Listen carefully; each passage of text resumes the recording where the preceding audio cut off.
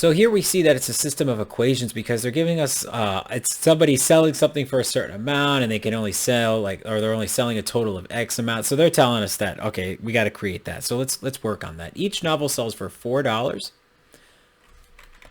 and each magazine sells for $1. And we have a combined selling price of $20. And I highlighted those specifically because whenever we're dealing with what we want to make our system of equation on based off of, well, I know that this is money, and that's money. So ultimately, this is all going to be together.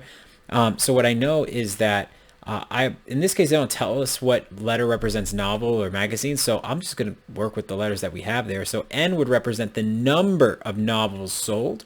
When you multiply that by 4, then that tells you how much money you would make after the sales of how many novels you sold. So if you sold one novel, you made $4. That makes sense here. Plus whatever the magazines are selling for. So that would be $1 for every magazine sold. And then we know that if we add it all together, that they had a combined selling price of $20 for the day.